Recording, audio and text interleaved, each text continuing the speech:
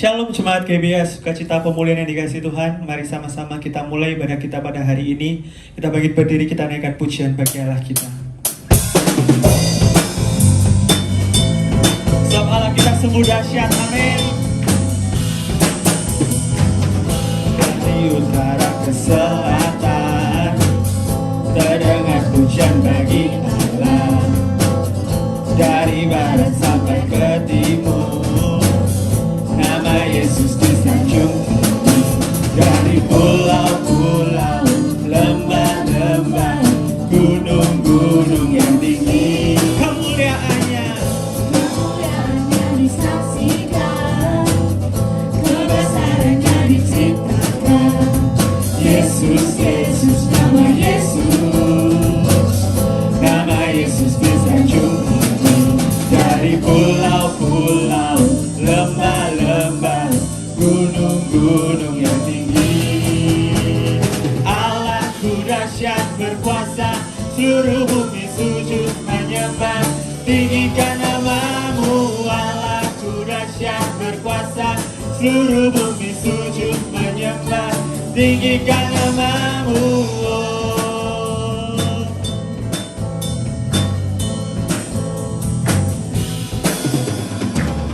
dari utara ke selatan, terdengar pujian bagi Allah.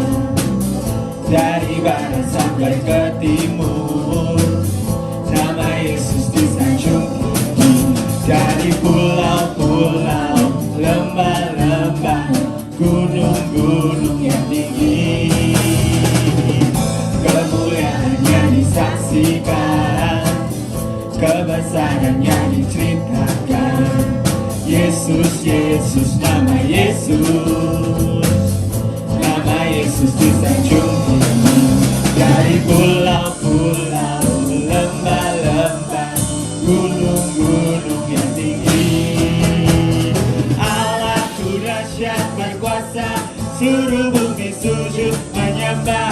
Tinggikan namamu, Allahku dahsyat berkuasa, seluruh bumi sujud menyembah.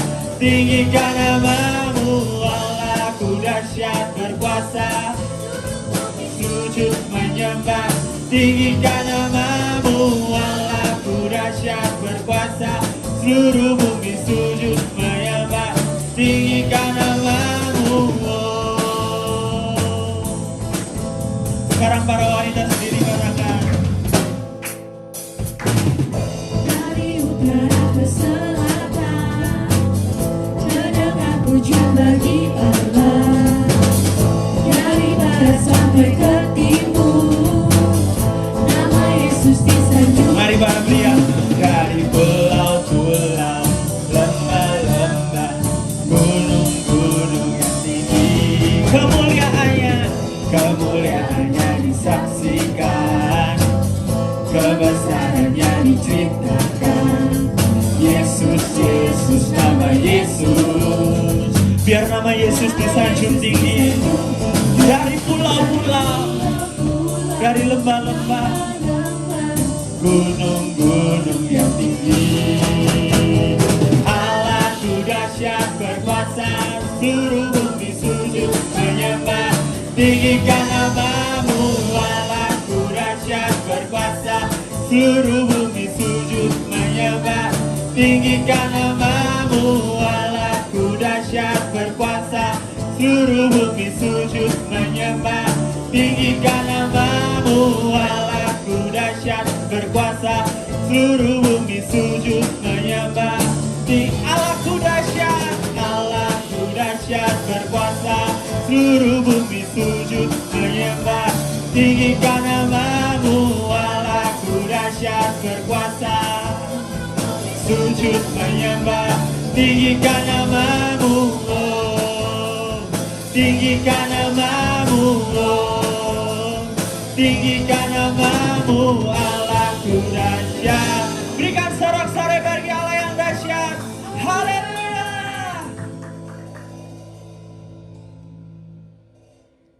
Kami mau naikkan penyembahan kami kepadamu Tuhan, sebab Engkau adalah juru selamat kami. Engkau kekuatan kami Tuhan.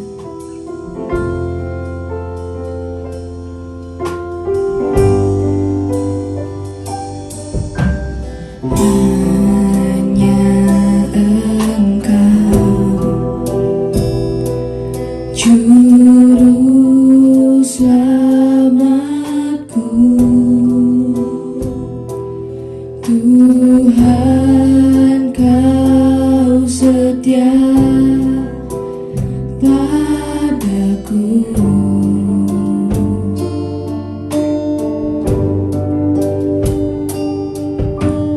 Yang ku pegang hanya janjimu. Ku percayakan hidupku.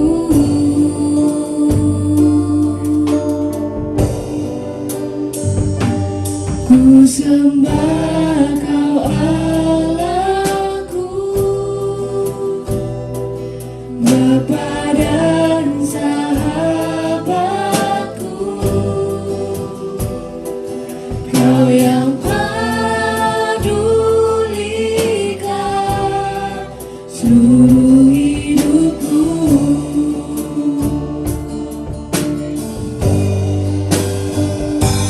Walau lewati lembah,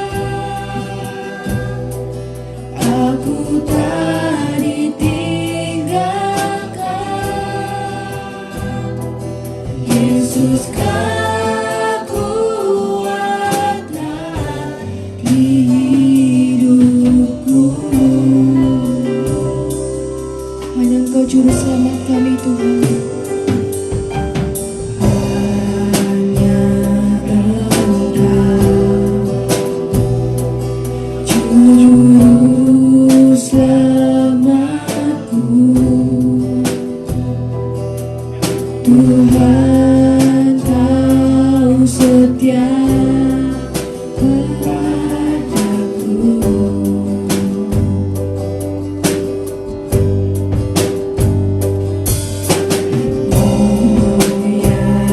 Meyakini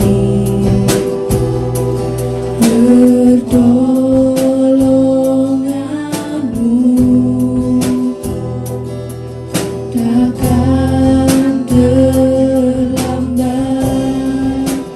bagiku.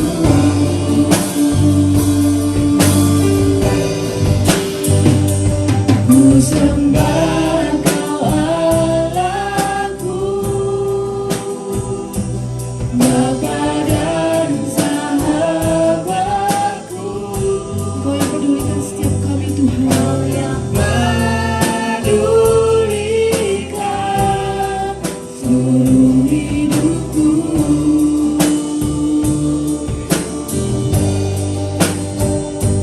Walau lewati lembah,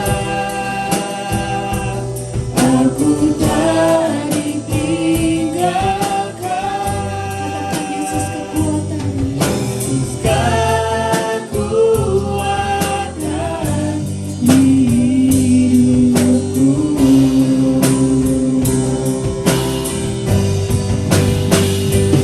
Ku sembah kau Allahku, Kau Bapa dan sahabatku. Bapa dan sahabatku. Kau yang pedulikan seluruh hidupku.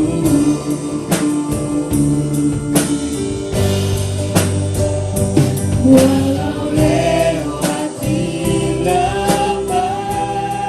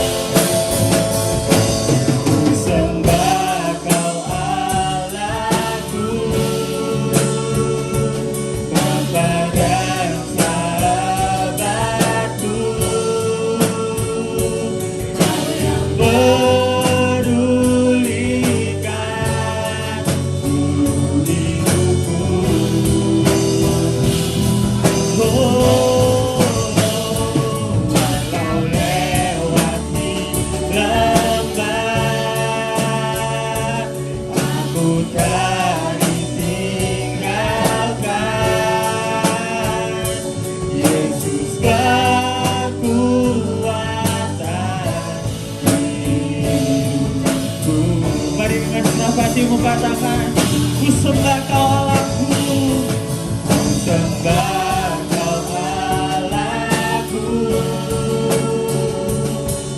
Tuhan sahabatku, kau yang pedulikan seluruh hidupku.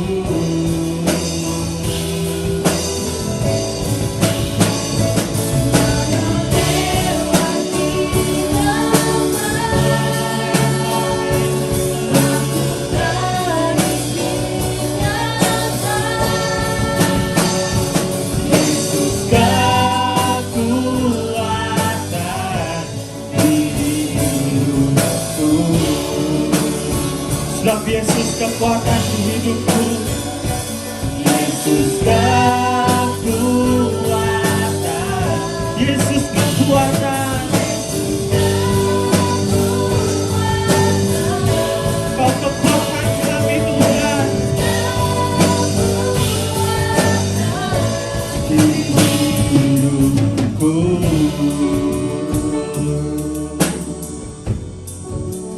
Sebab Mazmur 91 berkata, gak perlu engkau takut, sebab ada Tuhan yang selalu melindungi.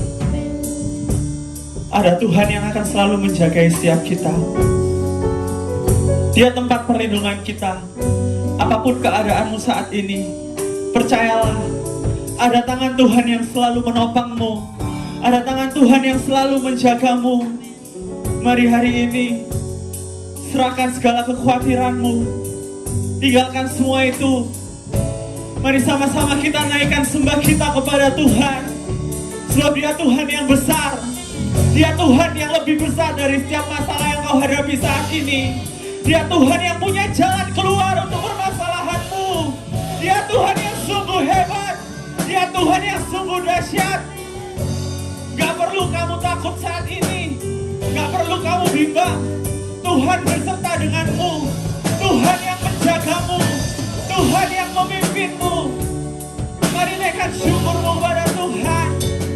Kau tempat perlindungan kami Tuhan. Kau tempat kekuatan kami. Kami naikkan syukur kami kepadamu. Tuhan Tuhan yang sungguh hebat. Tuhan Tuhan yang sungguh dahsyat.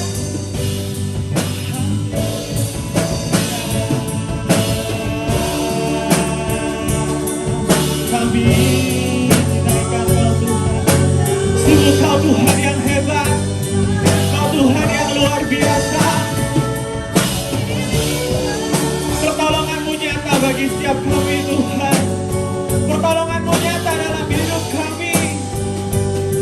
Oh, haleluya.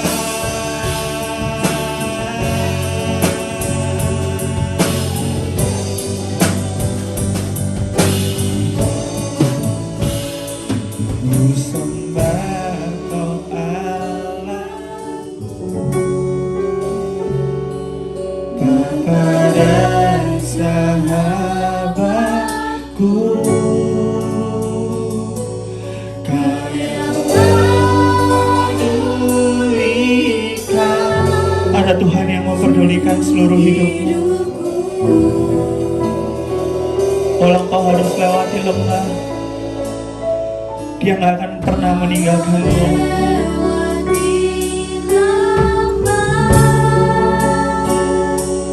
Aku tak ditinggalkan. Yesus kekuatan hidupku.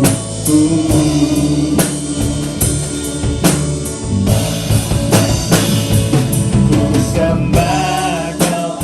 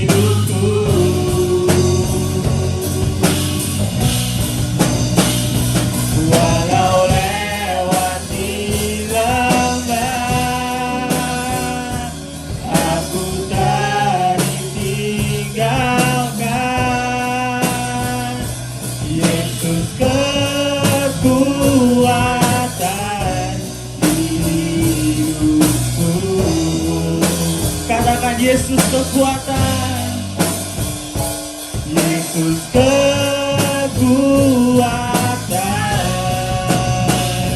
Yesus kekuatan,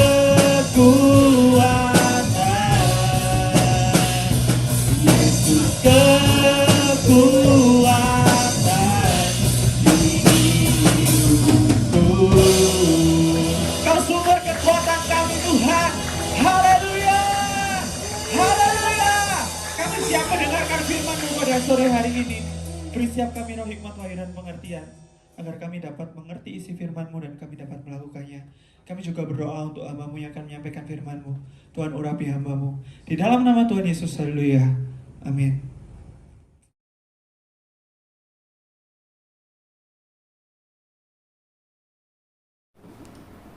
Salam Bapak Ibu, Saudara-saudara sedang jemaat yang kami kasihi. Hari ini kita akan ibadah kembali dan kita akan mendengarkan firman Tuhan yang kita ambil bersama-sama dari 1 Korintus pasal yang ke-10 ayat 1-12.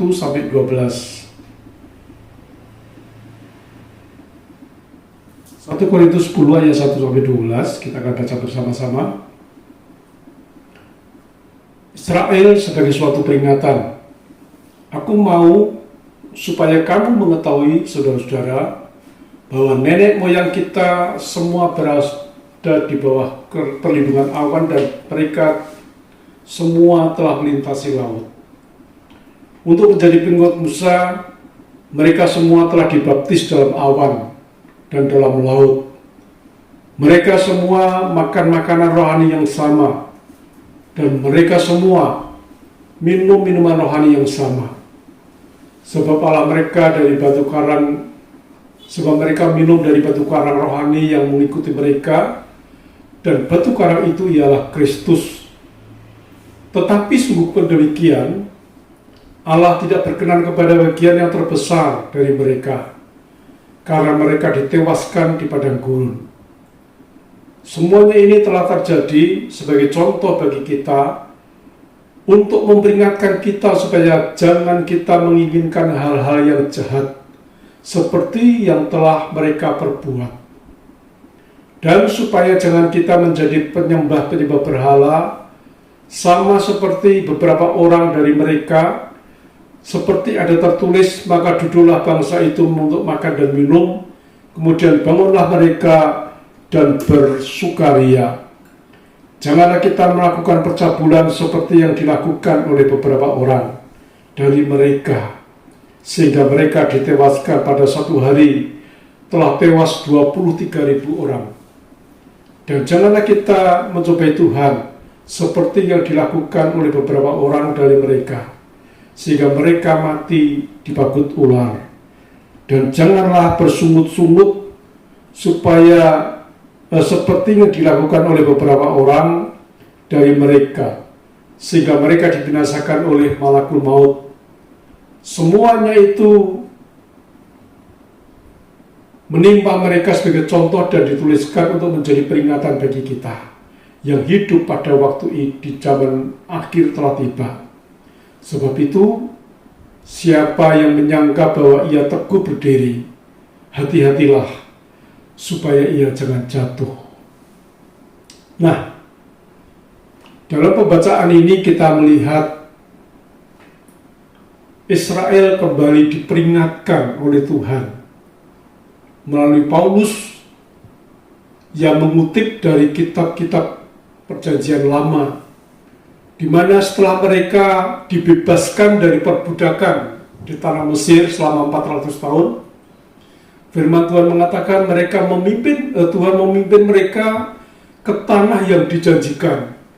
Waktu itu Tuhan datang kepada Musa dan mengatakan, bebaskanlah umatku, biar dia pergi ke tanah perjanjian, ke negeri perjanjian. Negeri yang limpah dengan susu dan madu. Negeri yang permai, negeri yang menjanjikan. Lalu Tuhan mengutus Musa pergi ke Mesir untuk membebaskan bangsa Israel. Dari sana kita melihat cara Tuhan membebaskan itu luar biasa. Ada 10 kutub yang dibuat oleh Tuhan atas bangsa Mesir karena mereka memperbudak bangsa Israel. Sampai akhirnya lewat kutub-kutub itu, maka bangsa Israel bisa dibebaskan. Dengan hukuman yang sangat berat, Tuhan berikan kepada bangsa Israel, Firaun dan anak buahnya. Dan saudara-saudara, ini satu perbuatan ajaib daripada Tuhan. Ini satu pekerjaan yang mulia. Bagaimana Allah membuktikan bahwa Dia mencintai umatnya, sehingga dimanapun umatnya berada, selalu ada pembelaan. Dimanapun umatnya berada, Tuhan selalu beserta. Walaupun sempat diizinkan 400 tahun mengalami penderitaan, tekanan yang begitu rupa, tapi akhirnya karena jeritan mereka, Allah tidak tahan, dan Allah kembali datang ke Mesir untuk membebaskan kita. Saya mau katakan kepada saudara bahwa kita pun sama. Kita dilahirkan di dalam dosa. Sejak kecil kita sudah ada di bawah cengkraman dosa. Perbuatan-perbuatan kita menunjukkan perbuatan berdosa yang melawan Tuhan. Kalau kita bertumbuh, dipelihara itu karena kasih Tuhan. Tetapi selama kita tidak mengenal Tuhan, maka hidup kita diperbudak oleh dosa. Kita melakukan segala sesuatu sekehendak hati kita sendiri, dan kita tidak tahu berterima kasih. Bahkan kita tidak mengenal Allah. Tetapi satu saat Tuhan melihat penderitaan kita, dan Tuhan melawat kita sehingga Dia mengutus orang-orang tertentu. Untuk apa, saudara-saudara? Untuk memberitakan kabar baik, kabar pembebasan kepada kita semua. Sehingga dikatakan ketika kita membuka hati dan kita terima Tuhan Yesus, maka saat itu kita dibebaskan dari dosa. Segala dosa kita diampuni, kita tidak lagi dihukum, tapi kita diangkat menjadi anak-anak Allah yang berhak untuk menerima segala janji-janji Tuhan. Karena itu di dalam 1 dan 2, 1 Korintus 10 mengatakan bahwa kita ini diperingatkan dalam perjalanan kita yang sudah dibaptis. Dikatakan bangsa Israel mengalami baptisan melalui awan, saudara-saudara, tiang awan dan tiang api. Tujuannya apa? Untuk memurnikan, untuk mengembalikan bangsa Israel supaya bertobat. Allah begitu dahsyat. Ada 2 yang dilakukan oleh Tuhan. Yang pertama, bangsa Israel dibaptis. Walaupun tidak dibaptis seperti sekarang ini, tapi secara global bangsa Israel mengalami baptisan melalui tiang awan dan tiang api. Dan yang kedua, bangsa Israel dituntun lewat padang gurun. Itu adalah pembinaan. Pembinaan, diperkenalkan kepada jalan-jalan Tuhan. Sebab di sana kita akan dibawa untuk melihat pekerjaan Tuhan yang dahsyat dan ajaib. Dan saudara-saudara, 2 hal ini pun kita lalui. Setelah kita terima Tuhan Yesus, kita menyerahkan diri, akhirnya kita mengambil keputusan untuk masuk dalam baptisan air. Baptisan air adalah tanda pertobatan, di mana seseorang menyerahkan dosanya, dikuburkan, mati bersama dengan Yesus, lalu bangkit bersama dengan Yesus untuk mengalami kehidupan yang baru. Tapi sebagai orang Kristen tidak cukup kita hanya sekedar dibaptis. Tuhan mulai perkenalkan kita kepada jalan-jalannya. Kita mulai dimuridkan, kita mulai diajar untuk dengar firman, kita mulai diajar untuk beribadah, supaya kita bisa mengenal siapa pencipta kita. Sehingga kalau kita mengenal Dia, maka kita dapat memuji dan memuliakan Tuhan. Kita dapat menyembah Tuhan. Kita dapat bersekutu dengan Tuhan. Itu maksud Tuhan.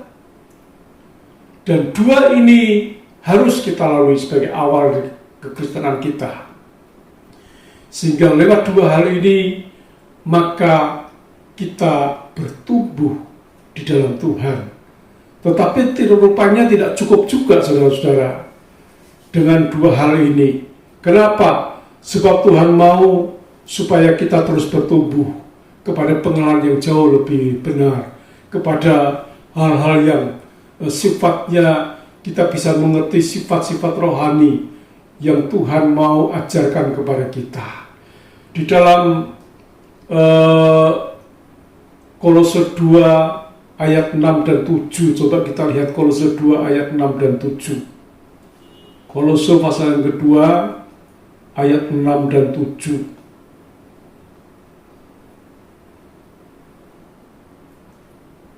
Ayat 6 dan 7. Kamu telah menerima Kristus Yesus Tuhan kita.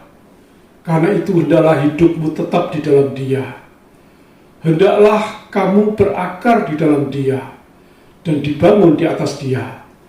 Hendaklah kamu bertambah teguh dalam iman yang telah diajarkan kepadamu, dan hendaklah hatimu melimpah dengan syukur. Dikatakan kamu telah menerima Kristus Yesus sebagai Tuhan di dalam hidupmu. Lalu dikatakan hendaklah hidupmu tetap di dalam Dia. Artinya Tuhan mau supaya kita ini melekat dengan Tuhan, lebih akrab dengan Tuhan, memiliki persekutuan yang indah dengan Tuhan. Lalu berikutnya, hendaklah kamu berakar. Berakar berarti iman kita ini bisa mencapai Kristus. Kita memiliki fondasi yang kuat, seperti sebatang pohon. Kalau masih kecil ditanam, akarnya pendek dan gampang dicabut, gampang mati. Tetapi kalau pohon itu semakin besar, maka akarnya akan terus masuk ke dalam sampai akhirnya bisa menemukan sumber kehidupan. Dan dari situ pohon itu menjadi kuat. Apapun yang terjadi yang menimpa pohon itu akan tetap berdiri tegak. Di dalam Tuhan kita akan mengalami banyak tantangan, saudara-saudara. Dan kalau kita hanya menjadi Kristen yang sekedar datang ke gereja dan tidak bertumbuh, maka ketika tantangan itu menyerang kita, kita akan mudah hancur, kita akan mudah putus asa, dan akhirnya kita akan gampang meninggalkan Tuhan. Tetapi kalau kita ini berakar dalam Tuhan, menyelidiki firman, membaca firman setiap hari, memuji, menyembah, berdoa kepada Tuhan, maka saya yakin iman kita akan bertumbuh dan kita akan menjadi manusia yang berakar, yang akhirnya bisa menemukan kebenaran. Kekristenan kita akan menjadi Kristen yang kuat di dalam Tuhan. Karena itu ada peringatan yang daripada dari Tuhan. Saudara, paling tidak ada 4 peringatan yang diberikan di dalam 1 Korintus pasal yang ke-10 ini. Yang pertama ialah peringatan jangan menjadi penyembah berhala. Yang kedua, jangan melakukan percabulan. Yang ketiga, jangan mencobai Tuhan.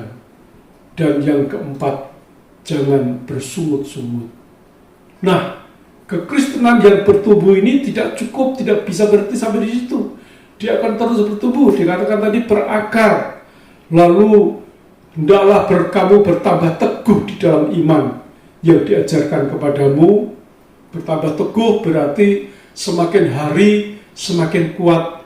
Kalau seorang anak dikasih makan yang benar, makan yang bergizi, maka tubuhnya akan menjadi kuat, akan menjadi kekar, dan akhirnya anak itu akan bertumbuh menjadi dewasa dalam Tuhan. Bisa menghadapi setiap tantangan, termasuk sakit penyakit yang ada. Dan hendaklah hidupmu, hatimu melimpah dengan syukur. Dikatakan hendaklah hatimu melimpah dengan syukur. Saudara-saudara, bagaimana kita bisa mengucap syukur kepada Tuhan kalau kita tidak pernah merasakan kebaikan Tuhan dalam kehidupan kita? Tetapi kita dilatih, kita diajar begitu rupa lewat tantangan supaya kita bisa merasakan pimpinan Tuhan, tangan Tuhan yang menyertai, yang memampukan kita untuk melakukan segala sesuatu kebenaran firman Tuhan. Sehingga ketika kita menghadapi tantangan, Tuhan berikan jalan keluar.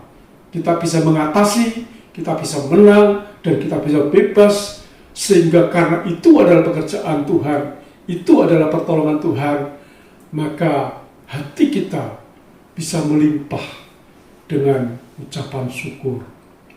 Ibrani 5 ayat yang ke-11 sampai 13 dikatakan, jangan kamu terus menjadi kanak-kanak. Kanak-kanak suka makan susu, memang susu untuk pertumbuhan, saudara. Tetapi tidak cukup, Tuhan mau kita terus bertumbuh terus, menjadi dewasa, yang akhirnya harus meninggalkan makanan susu, tetapi belajar makan makanan keras, yang membuat kita bisa tahan dalam segala hal. Dan saudara, firman Tuhan mengatakan bahwa tantangan yang kita hadapi semakin hari akan semakin berat. Karena itu kita diberi peringatan. Kita kembali kepada 1 Korintus pasal yang ke-10. 1 Korintus pasal yang ke-10. Saya akan bacakan 1 Korintus pasal yang ke-10.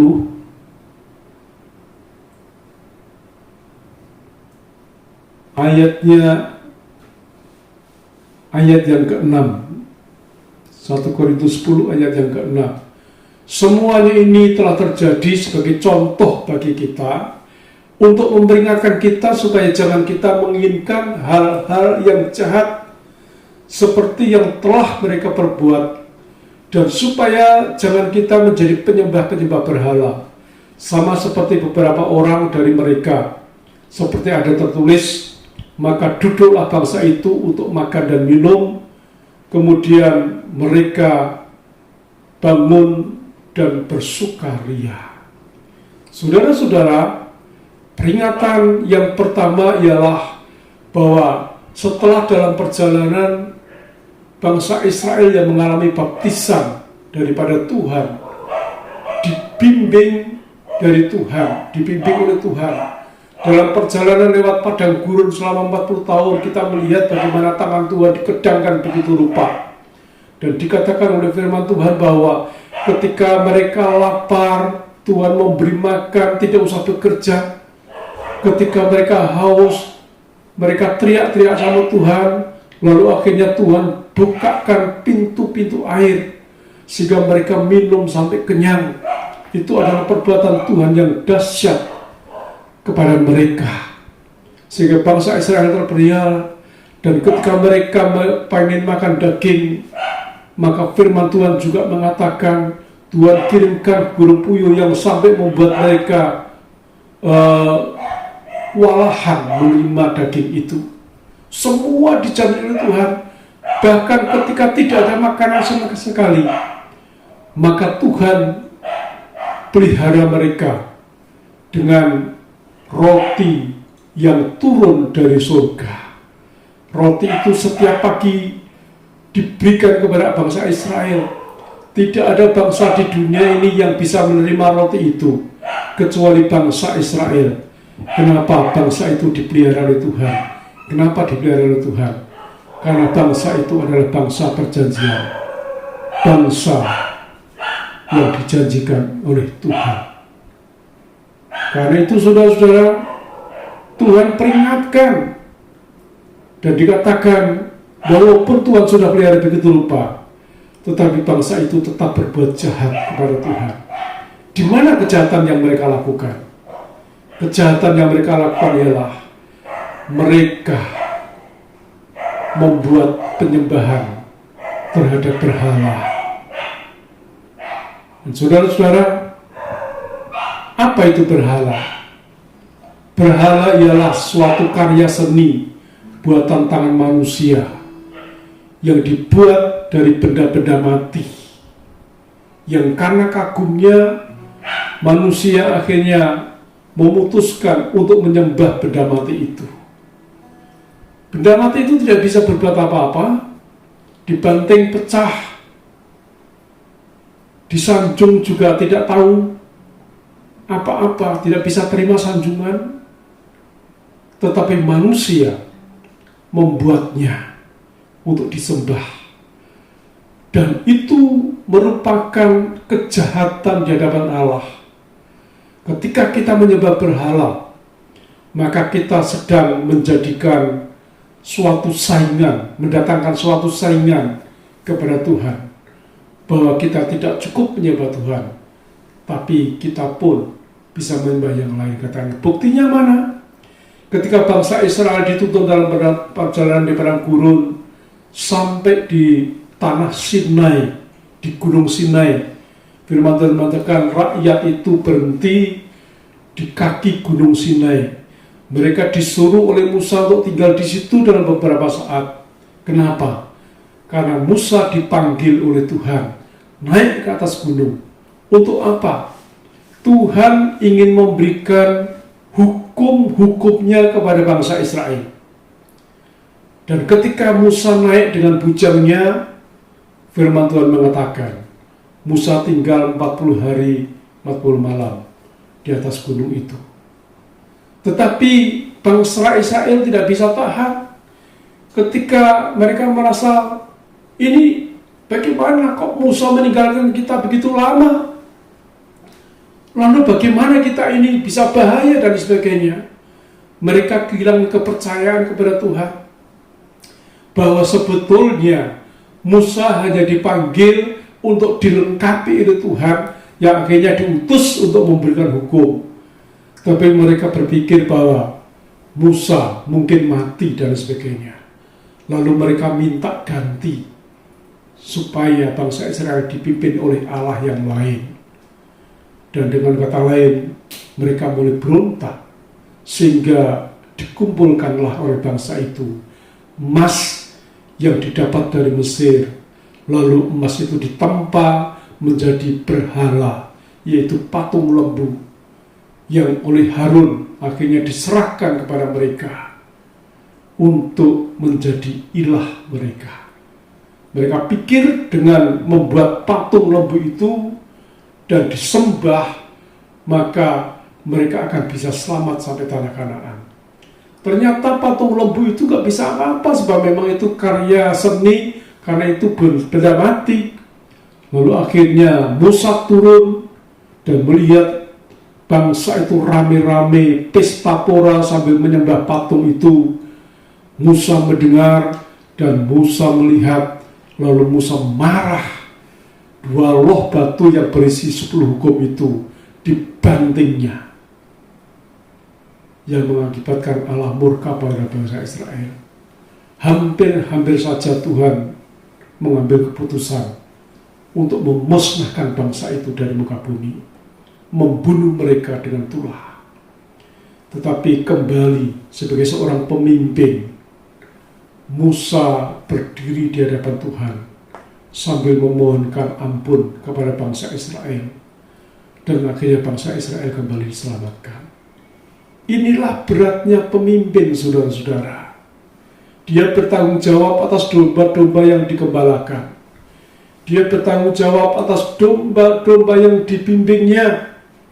Jangannya berpikir pemimpin hanya merintah, hanya khotbah dan sebagainya.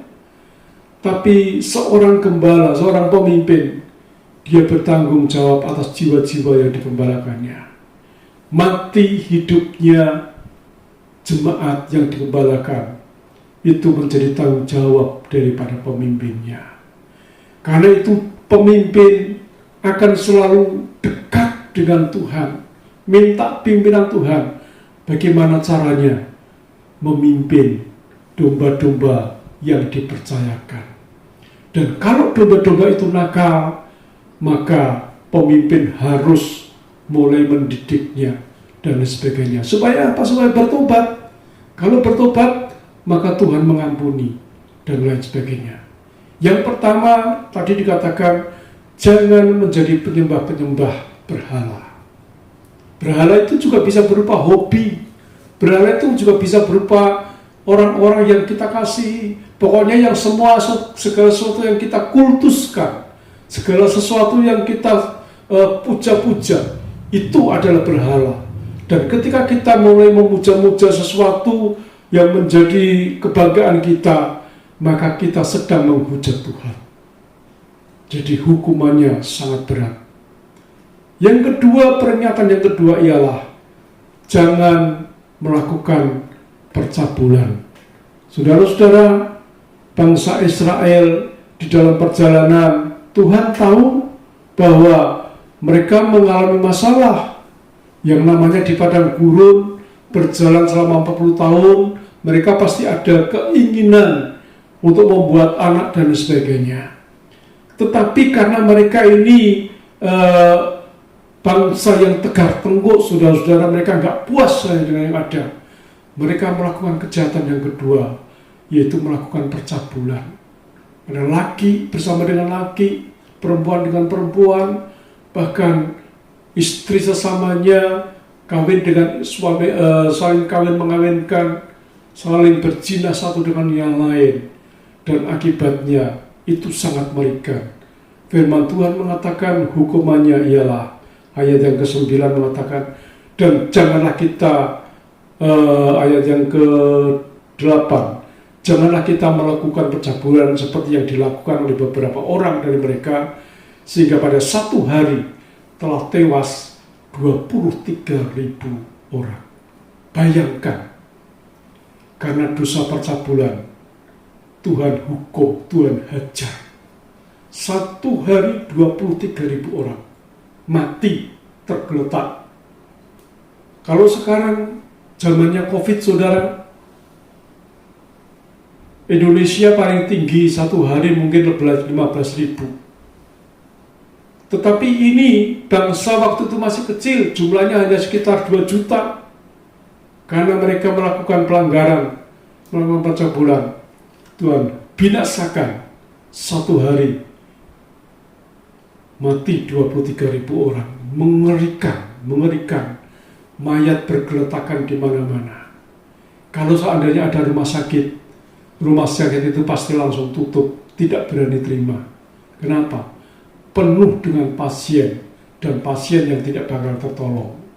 Makanya hati-hati dengan percabulan.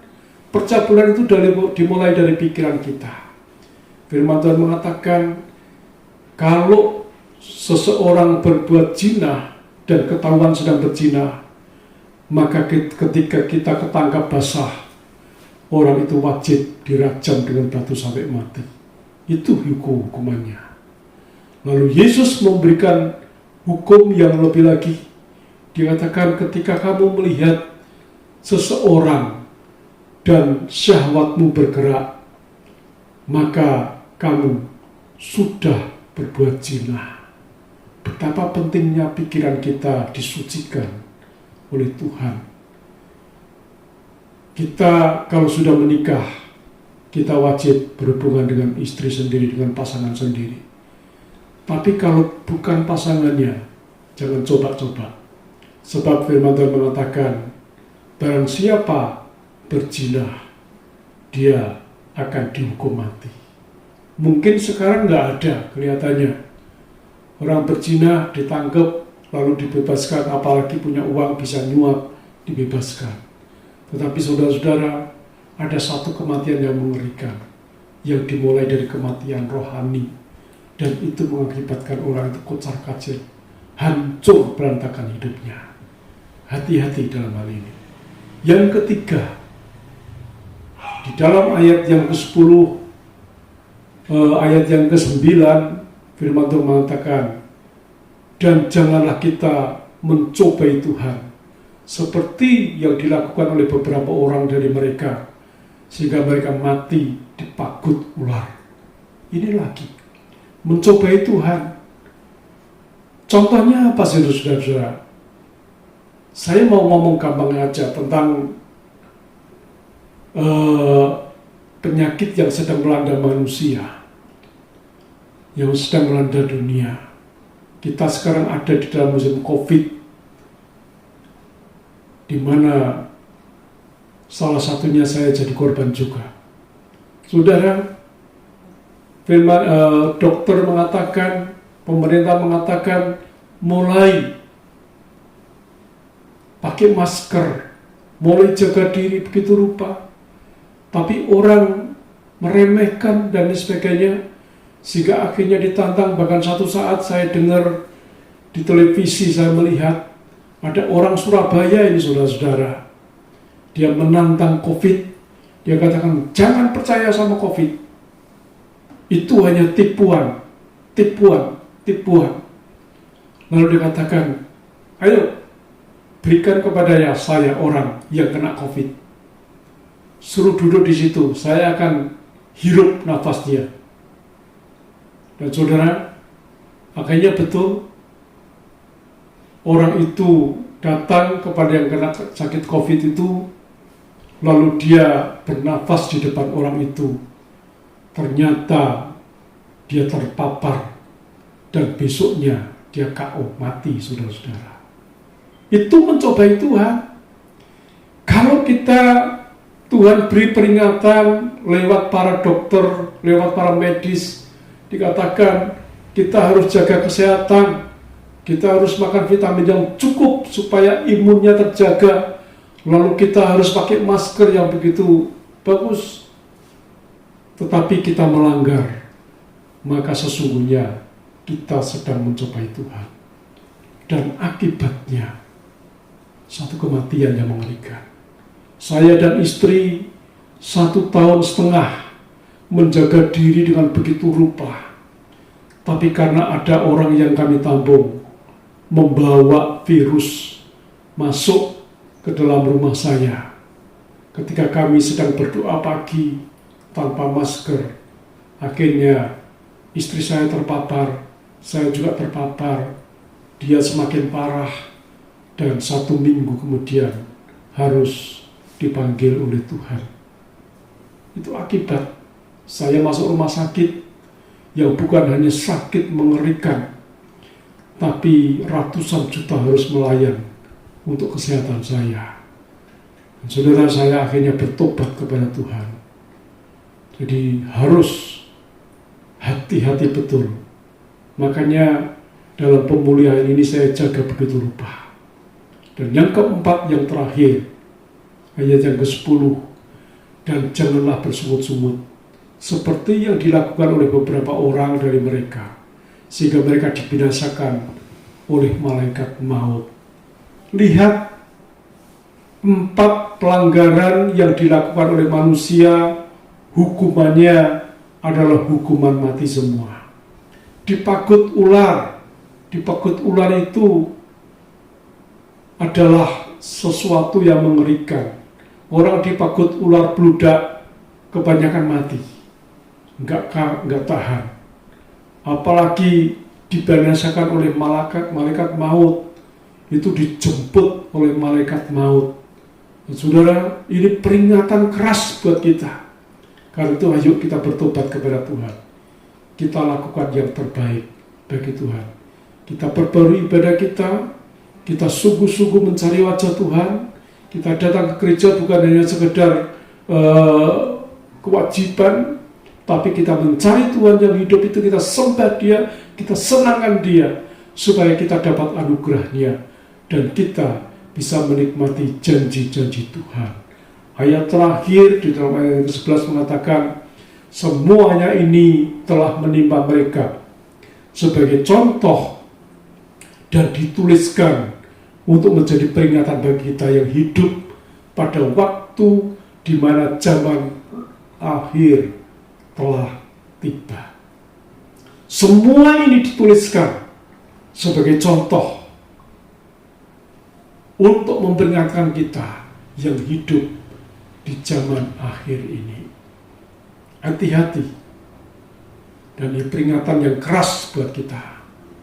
Saya mau sampaikan, ini peringatan keras dari Tuhan kepada saya dan saudara, jemaat yang Tuhan percayakan.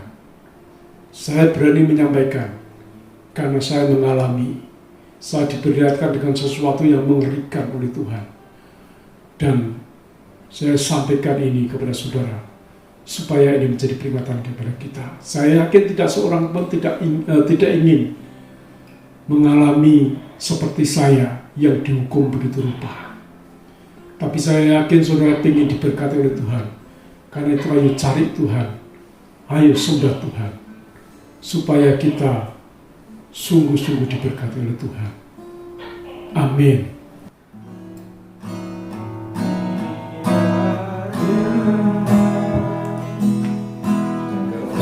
Berkati aku berlimpah-limpah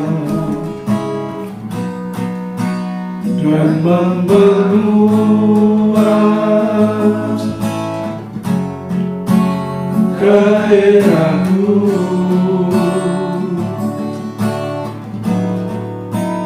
dan kiranya tanganmu menyertai aku dan melindungi aku daripada malapetaka, sehingga kesakitan tidak menimpa aku. Kesakitan menimpa aku. Bapa, terima kasih untuk kasih-Mu kepada kami. Mengucap syukur untuk firman-Mu. Kami berdoa buat jemaat-Mu, biar semua jemaat-Mu menjadi jemaat yang mencintai Tuhan, yang sungguh-sungguh hidup mencari wajah-Mu, beribadah kepadamu dengan bahu-membahu. Kami percaya bahwa ketika mereka lakukan itu dan mereka taat melaksanakan firman-Mu, maka berkat-Mu Kau curahkan kepada mereka dengan berlimpah-limpah. Sekarang ini terimalah berkat Tuhan. Jemaat yang dikasih oleh Tuhan, terimalah berkat Tuhan. Kasih karunia dan damai sejahtera yang berlimpah-limpah dari Bapa Surgawi dalam anaknya yang tunggal Tuhan Yesus, dan oleh persekutuan dengan Roh Kudus. Diberkatilah rumah tanggamu, diberkatilah kesehatanmu, diberkatilah keluar masukmu, diberkatilah kesehatanmu, diberkatilah pekerjaanmu. Tuhan akan melimpahkan berkat-Nya dengan berkelimpahan sampai Tuhan Yesus datang kembali, sehingga engkau hidup dalam kecukupan dan engkau menjadi berkat bagi banyak orang. Pulang dan terima berkat ini di dalam nama Tuhan Yesus Kristus. Yang percaya katakan bersama-sama, amin. Tuhan memberkati.